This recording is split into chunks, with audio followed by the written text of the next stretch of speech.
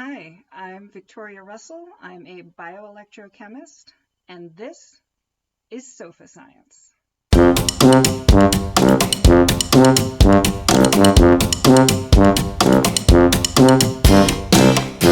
So, welcome to my sofa. It's a beat up number from IKEA. My sofa is a zoo. I've got a couple cats and a dog, and they do a number on it, but it's really comfortable. But you're not here to talk about my sofa. You're here to learn about science, the part that excites me. I'm a bioelectrochemist, and the first thing people usually ask me is, what the heck is bioelectrochemistry? Well, let's break that word down. We've got bio, which means life, like biology, electro, which sounds like electron or electricity, and chemistry, the study of matter and how it changes, and you mix a lot of things in test tubes. So altogether, I'm a chemist who's interested in both electricity and biology. I'm actually interested in using biology to generate electricity. Think about the batteries in your cell phones and things that power the electronic appliances in your life. They often use metals and other compounds that can be toxic to the environment. So I'm interested in finding an alternative way to generate electricity using biology as an inspiration. Remember that movie, The Matrix, where a bunch of robots tried to turn people into batteries? Yeah, I don't do that. Let's talk about what a battery actually is. So a battery has a couple electrodes, and at one electrode, electrons are generated usually by a chemical reaction.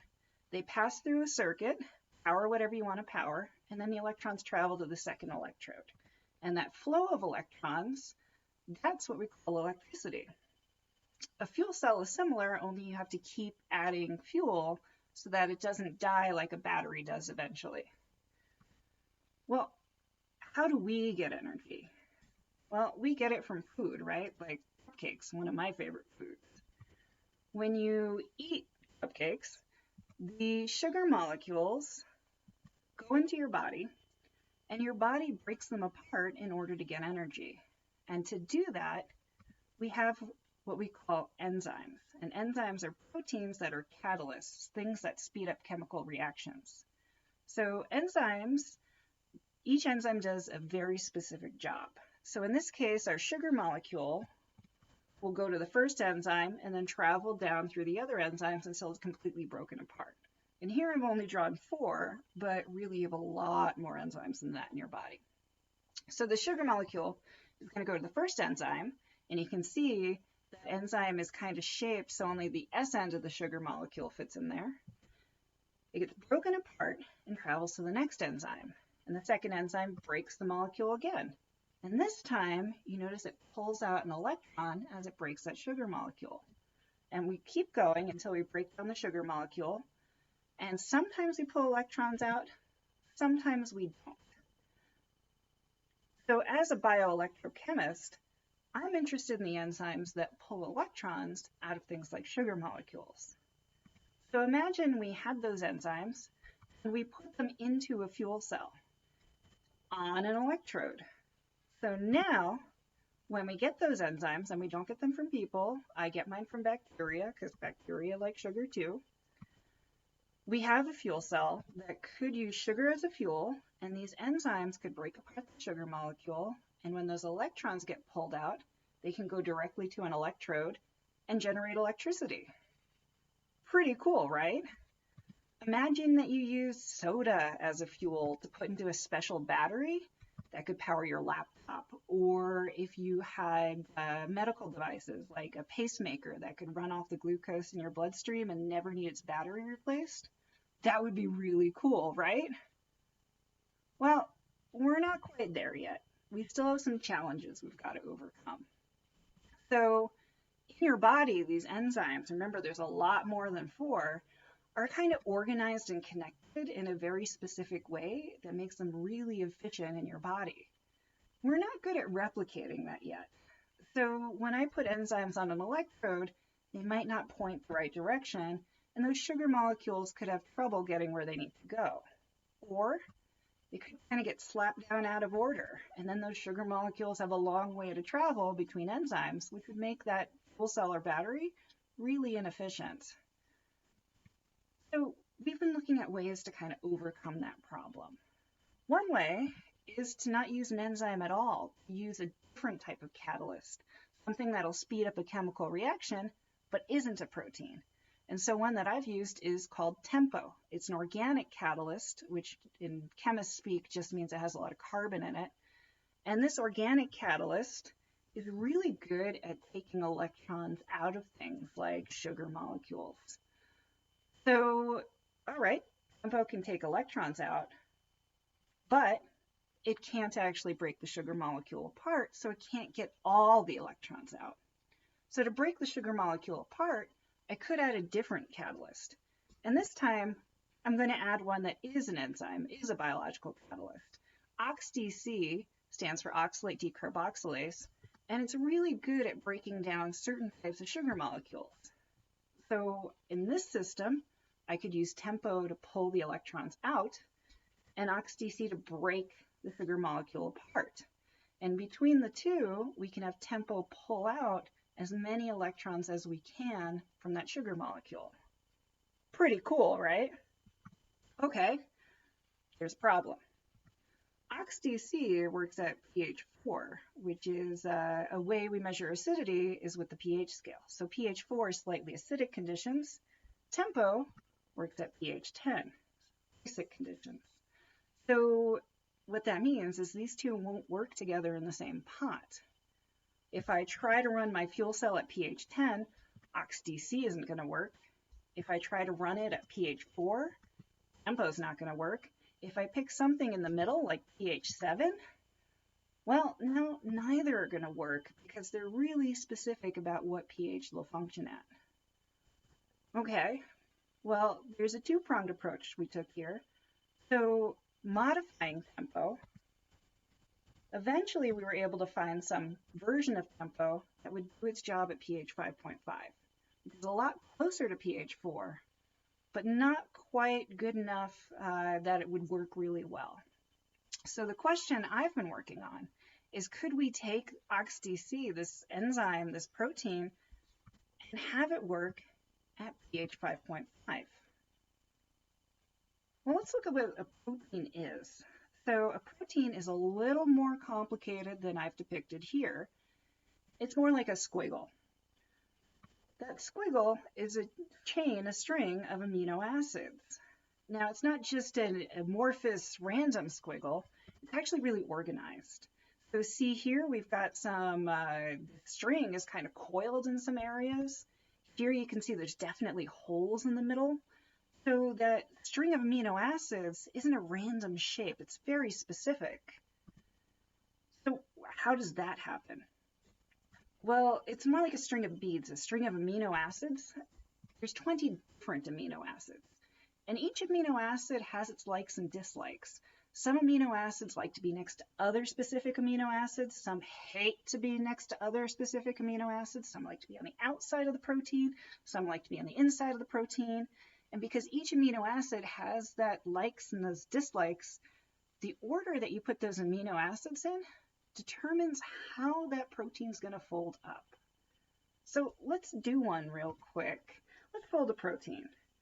Got a string here. I've got some beads on a pipe cleaner, and I've got 5 different color beads. I've got red, yellow, green, blue, and black. So how is this protein going to fold? Well, I'm going to give it some rules. Red and blue should touch each other. They're amino acids that love each other. I've got a blue, I've got a blue, I've got a red, and they've got to touch each other. So I'm going to fold it up like this. I've got blue, red, blue. You might have to trust me a little bit. Yellow and green cannot be next to each other. There must be a bead between them. Well, I've got a yellow and a green right here touching each other. Maybe if I stick this black bead in between, now I've got yellow, black, green, and I've got, put this yellow over here, and maybe I'll put this green on the other side of the black. So I've got a glob that's starting to take a protein shape. Black should touch a yellow, but not touch a blue. Okay, I've got my black bead. It's touching a yellow. I'm good. And maybe I make this yellow, fold it over, and now it's going to touch the black bead here. Two beads of the same color cannot touch each other. Okay, well, let's make sure this yellow is not touching that other yellow. All right, well, here's a blob, but wait, what happens if I change something? So how would this change if the black beads were red instead?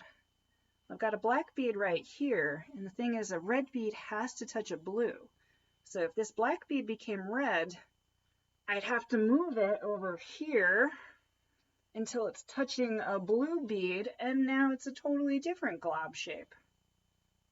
Well, that's protein engineering.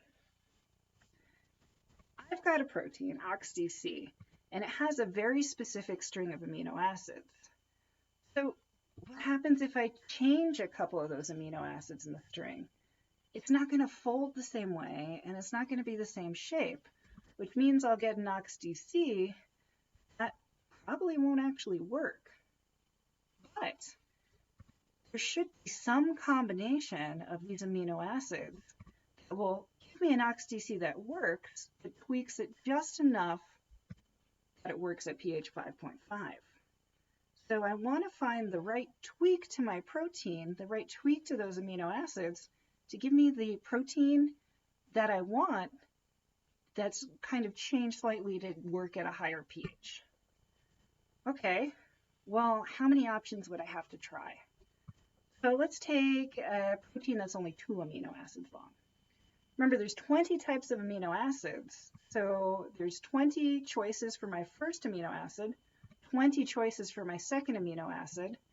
20 times 20, that's 20 to the second. So I have 400 possible combinations just with 2 amino acids. How about 4 amino acids? Now we've got 20 options for each of those 4 amino acids. 20 times 20 times 20 times 20, 20 to the 4th. 160,000 possible combinations. Okay, that's a lot to try. What if I have 6 amino acids in my protein and I want to try all possible combinations? Well, that's 20 to the 6th, 64 million possible combinations. That's a lot of work. Okay, well, how about OXDC? How many amino acids does it have in its squiggle? Okay, well, let's keep going. Oh boy, this is a lot. And we're done. 385 amino acids make up the OXDC protein. And that's actually a pretty small protein.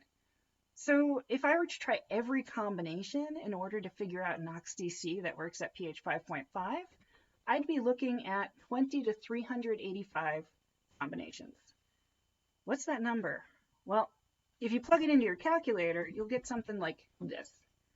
The number is basically infinity. I would have to try infinite combinations, and my great-great-great-great-great-great-great-granddaughter might get my degree for me. Who knows? Is there a better way? There is. Thanks to Dr. Frances Arnold, who came up with a way to approach this problem.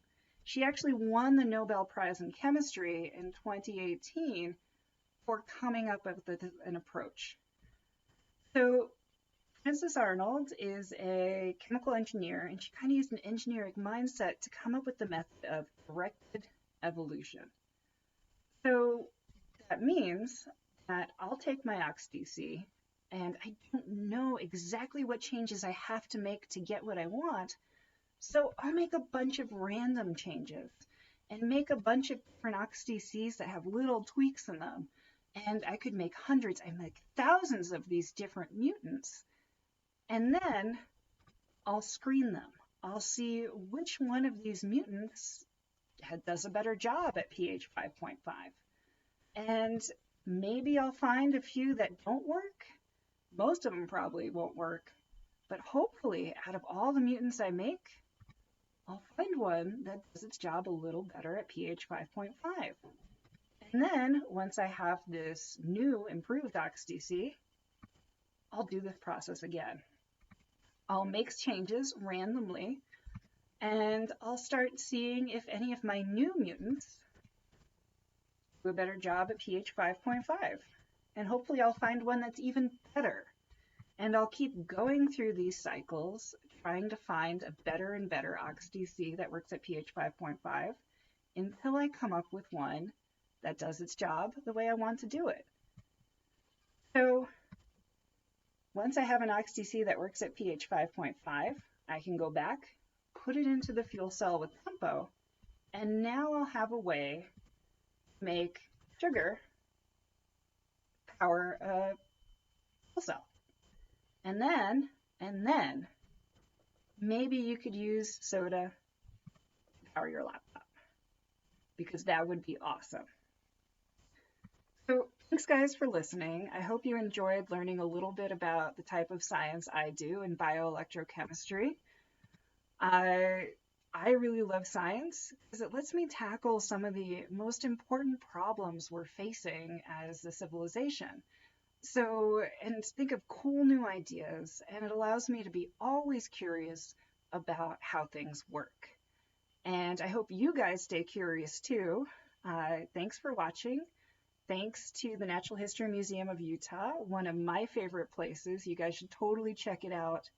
The dinosaurs are awesome.